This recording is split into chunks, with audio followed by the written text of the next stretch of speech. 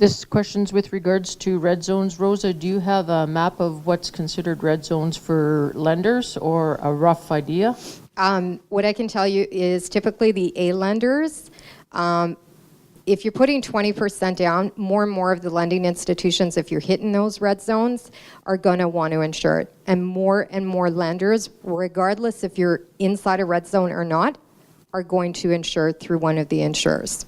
Okay, red zones for the alternative lenders. I'll let Corey speak to that because he does have a map of that. You can just brief him quickly, and then we'll give it to Gary, and Gary can talk.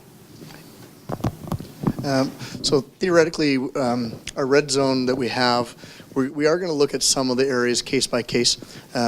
Truly, if you want to know how an alternative lender comes to seeing what a red zone should be in an area, what we do is we take evaluation of what the crime stats are in the areas.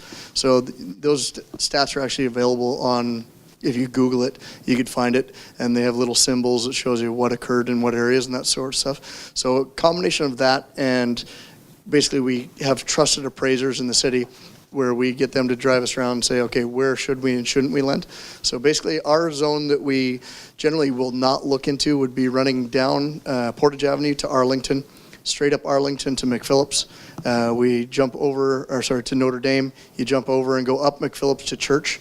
You come across Church, across to Main Street, and you go back down to Portage. So it's almost a rectangle. Now there are areas in there that we are going to look at case by case, obviously. Some of them on the border of the edges. But when you get into the really high crime stat areas, unfortunately, we're just not going to lend there.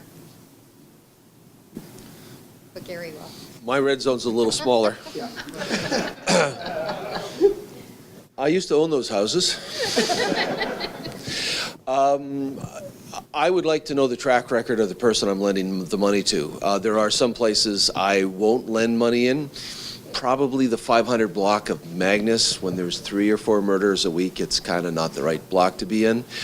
Some of the people I've lent money to actually value, they'll talk with me and we'll go over this, and I can give them advice to steer away from some areas. 3 or 4 blocks away from 500 block of Magnus, you can get some pretty good deals, and we have lent some money there.